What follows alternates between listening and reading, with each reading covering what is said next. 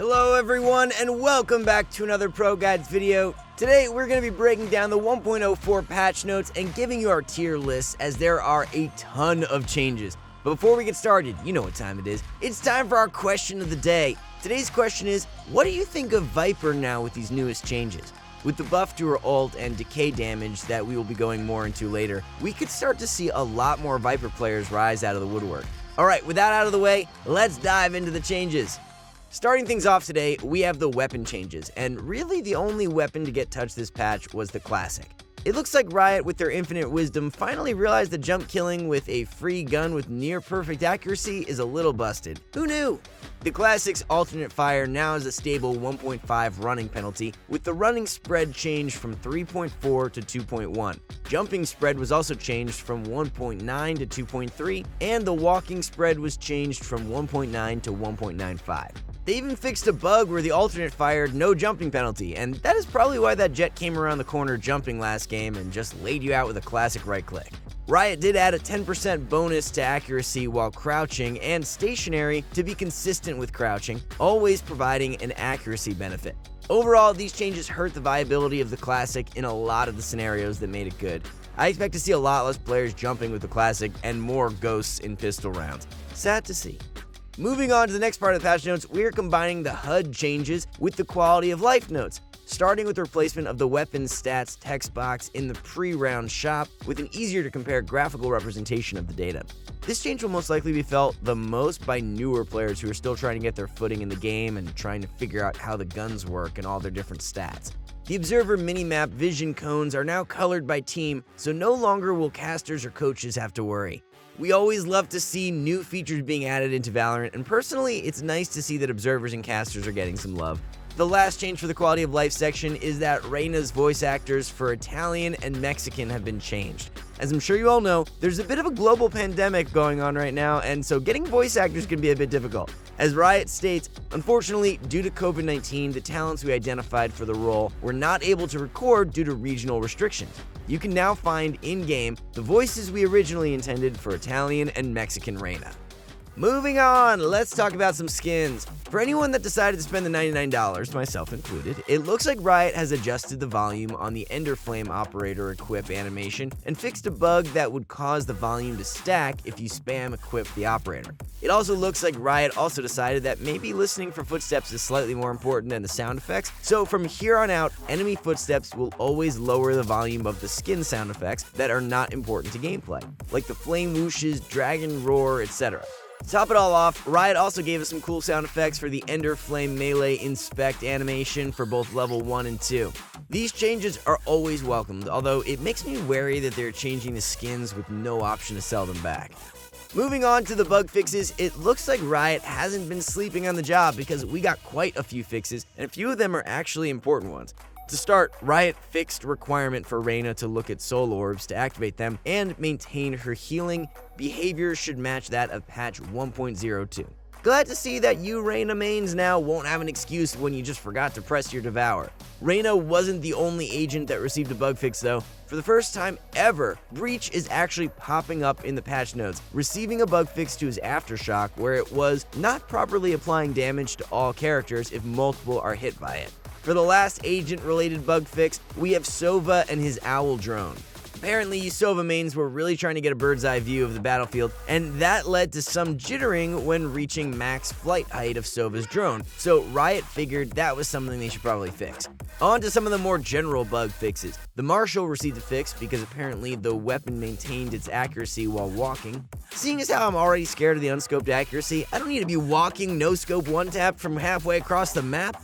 There were apparently also some issues with translucency effects being one frame behind. That affected things such as Jet's dash. Now the animation and effects should line up and be a bit more stable. For the last bug fix, it looks like Riot decided to give my man Brimstone some love by fixing Brimstone smokes on Haven spawning offset of where intended. So now it looks like I have no excuse for missing my Brimstone smoke onto Heaven. Now it's the thing you all come to love and hate, it's the tier list. Today, we have a lot of changes from the previous patch, with several agents moving drastically up and down. Starting off our S tier today is the one and only Cypher. Cypher has been topping the charts recently, and I ain't talking about music. With his great information gathering and some of the tech like double trapwire or some really sweet cyber cage one-ways, it looks like Cypher is going to be staying at the top of tier lists, especially after some of the recent changes to another former S-tier agent. It looks like Riot deciding to buff their strongest agent in the game would keep him on top, who knew? Next up is the bane of everyone's existence, Sage. Sage has seen quite a few nerfs over the last few patches, and while her power has steadily decreased for a while now, even though some nerfs were proposed, actions speak louder than words, and as it stands, no Sage nerfs were brought to fruition this patch. As it currently stands, there are a lot of teams trying out Sageless comps, looking at you TSM, but that is not to say that Sage still doesn't have a place. As we've been saying, until Riot adds another agent that can do some of the things that Sage can, like put up hard-to-destroy barriers or heal others on the team, we think that Sage is going to have a spot near the top of tier lists unless Riot decides to keep hitting her with more and more drastic nerfs. Starting off our A tier is the king who fell from his throne, Brimstone. We know, Brimstone was and has been S tier for a while, but with a lot of the changes this patch, we think his power has dropped slightly. Partially because of the changes to his ult, now costing one more ultimate orb, and for an agent like Brimstone, that can be a big deal, depending on your playstyle. A lot of Brimstone players like to play very passively and make sure they get the full use of their kit, which is not a bad way to play him. Unfortunately though, it means that more often than not, you are the one securing kills, so you are missing out on quite a few ultimate orbs, and in turn could be missing out on your ultimate. With his ultimate cost increasing from 6 to 7 orbs, it's just going to slow down his tempo even more and potentially cause him to lose out on important ult trades, like trading a Breach ult for a Brimstone ult to stall. Also, with the consistent buff to other controller agents, especially Viper this patch, it's not so much that Brimstone's power level is falling, it's more that the other controllers are being brought up to his level. That isn't to say that Brimstone isn't still a great agent though, and still very much deserves his spot here.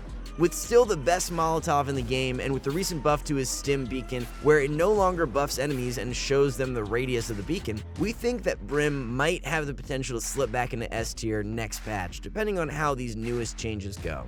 But at the end of the day, only time will tell, and for now, we have Brimstone comfortably at the top of A tier. Shadow stepping his way into the second spot in our A tier is the Hellspawn himself, Omen. Omen didn't have any changes this patch, not even appearing once in the patch notes, but that is probably for the best, as the controller is in a pretty good spot right now. He's in position to potentially take over Brimstone as the best controller agent, and if you've been watching pro play at all, you might have seen that especially in Europe, he has been picked much more than some of the other controllers. He still does have some weaknesses, with his ult being a great information gathering tool and potential flanking tool, but costing 7 orbs with the potential of getting cancelled and having the ult wasted can sometimes be more of a downside than some people think. Though, however you look at it, Omen is still a great agent and very deserving of a spot at the top of A tier.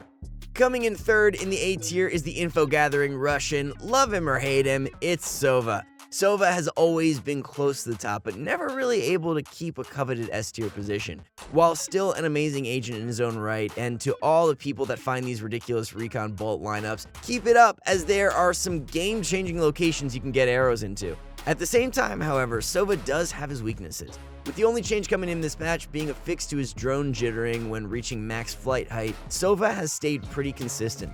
He still does have some issues with that. He can be difficult to pick up and learn when dealing with the travel arc of his arrows, and obviously he can be very exposed while using his owl drone and ultimate alike. For the time being though, unless some major changes come to him, you can probably expect him to remain in the A tier for some time to come.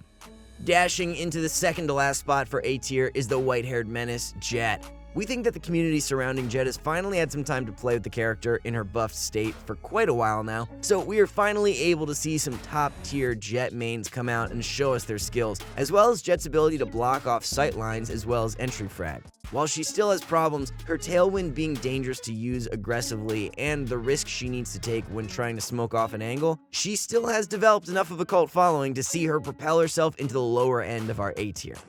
Last but certainly not least, it's time to run it back, y'all. It's Phoenix.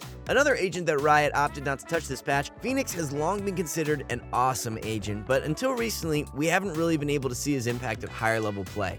And now, with some more tournaments being hosted with more and more top tier Phoenix mains showing us what he can do, we are believers. With the sheer amount of pressure that a good Phoenix can apply to the enemy team with his close range flashes and ability to block off whole sight lines with his blaze, he certainly has the tools to take a sight. The only problem is an entry frag with no way to pull attention away from himself or mess up the enemy's aim. Think Jett's Tailwind or Reyna's Leer. Phoenix can sometimes struggle to take sights consistently if the enemy team is ready for it over a more mobile agent like Jett. But Phoenix still managed to move up a bit and secured a spot at the bottom of our A tier. Topping our B tier today is the Brazilian explosives expert, Reyes. Reyes has long been a, shall we say, debated issue in the Valorant community. And while she does have some obvious strengths in her area of denial with her paint shells and zone coverage with her boom bot, she can still struggle to find a permanent spot in a comp. Her blast packs are not nearly as effective as they were a few patches ago, and as more time goes on, people are learning a lot of Reyes' habits and options and are starting to get a lot better at punishing over-aggressive Reyes players. At the same time, she is a giant RPG, so for the time being, she will sit looking over the horizon of B tier. Alright, it's finally the time you've all been waiting for. We're going to talk about Viper. If patch notes had a title, this one would definitely be, we want to see more Viper mains, as the sneaky snake lady has received quite the amount of buffs, almost to the degree that you would be forgiven for thinking it was a minor rework. Taking it from the top, Viper's Pit was the first ability to receive some changes, with the max time that Viper can leave her ult increasing from 5 seconds to 12 seconds. This is huge, as it allows Viper players to more easily play around their ult and strike from unexpected locations more often. Viper can also now hold her ultimate ability key to drop her ult early if she so desires. I'm sure we'll see some cool clutches with her dropping her ult just as someone is about to defuse and getting the last second headshot needed. Enemies in Viper's Pit now also have their minimap obscured like Omen's ult, and they also do not provide minimap detection for their allies. This change is pretty simple, and I'll let Riot explain their reasoning. The other improvements should push Viper's advantage in her own smoke and help her avoid getting traded by enemies using minimap vision to target her. Apparently too many of you sweaties out there were just staring at your minimaps inside of her smokes, so Riot decided to put an end to that. The last change to Viper's ultimate is that now the red enemy glow visible to Viper has had its brightness increased, making it easier for Viper to get a read on an enemy's location. Those were just the changes to Viper's ult, and there are still a few important changes we need to go over. First up is the newest change to Decay. Enemy decay per second has been increased from 10 to 15 from all sources. This essentially means that all of Viper's abilities except Snakebite deal more damage. The really interesting change, however, comes when we take a look at the next point. After exiting Viper's smoke, enemy decay sustains for 2.5 seconds before starting to fade. This change has huge implications for how Vipers will approach angles, and it also means you constantly need to be aware of where Viper's Poison Cloud and Toxic Screen are. 2.5 seconds is a lot of time for a tactical shooter, and especially if you were forced to push through one of Viper's smokes, you might catch a deadly bite on the other side with your crippled health. Finally, the last change made to Viper this patch is the change made to her fuel. Now, having both Poison Cloud and Toxic Screen active does not consume additional fuel beyond the cost of having one active. This will help Viper stay more consistent throughout the round, as she won't have to burn through her fuel as fast and will have access to a lot more options in how she wants to activate her different abilities at different times. So now with all the changes out of the way, why is she still so low on the tier list? Simply, it's just because while these changes are huge for Viper and it's nice to see she's getting some love, it still doesn't feel like she has the tools necessary to overtake the other controller agents. With Brimstone and Omen being able to call down their smokes multiple times per round, and the flexibility they have with their utility makes picking Viper still a hard bargain. I hope I get proven wrong, as it would be nice to see a meta shift towards Viper, since she has been an agent that has been considered low tier since the game launched in closed beta. Only time will tell how the community adapts to the new Viper, but for now, she has a spot in the middle of our B tier. Rounding off our B tier for today is the Swedish powerhouse, Breach. Breach has been in a weird state for the past few patches, having some of the best engagement tools in the game and having a relatively high pick rate to sort of being overtaken by some of the more commonly changed agents. To be clear, Breach is a strong pick in a lot of matchups, but he does have a few things holding him back. To start, he has a very high skill ceiling, higher than I think a lot of people expected. It requires an enormous amount of game sense to be good with Breach, and that's just something that no one besides the most dedicated Valorant players can really put the time into learning correctly. Another issue with him currently is the meta we find ourselves in. The operator meta isn't great for Breach because whenever he tries to get aggressive, he tends to just get picked off by an operator too easily. And if he uses his abilities to force the operators out of position, then he leaves himself with less utility to actually push onto the site, and we're back to square one.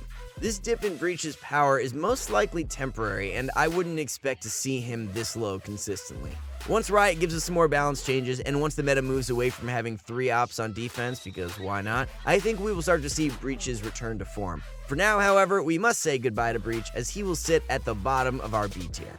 Rounding off the list today, we have the soul-consuming lady herself, Reyna. We know that this is probably going to be a very unpopular opinion, but we ask that you guys at least hear us out, and if you disagree, then just be sure to let us know in the comments below. Reyna has been in an awkward spot ever since her release, with being a feast and famine agent.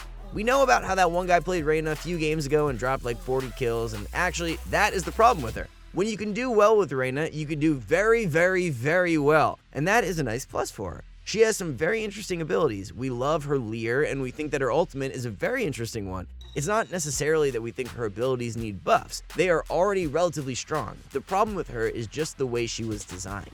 In a game that emphasizes trading kills, establishing map control, and generally working as a team, Reyna doesn't really support any of that. Since all of her abilities are around getting kills and even require her to secure a kill in order to use half her abilities, it feels bad to play her sometimes when your aim just isn't on point. At least with agents like Jett and Phoenix, if you don't have great aim, you have some get out of jail free cards. Jett has Tailwind and Updraft to really mess with enemies tracking, Phoenix has self-sustain with his hot hands and Blaze Wall, as well as just as many flashes as Reyna. Leer is probably the best ability in Reyna's kit, and is definitely a very useful ability. Unfortunately, we don't feel it is good enough to take Reyna into the B tier, so for now, she will fill the spot of the worst agent in Valorant. Well guys, that is all we have for you today. If you like this video, be sure to leave a like, and if you're feeling extra zesty, maybe even consider subscribing. We put out new videos every day, and we put out patch notes videos like this one as soon as the patch notes are out, so you don't miss a thing. Remember to stay safe out there, and until next time, my name is Dan, and peace out.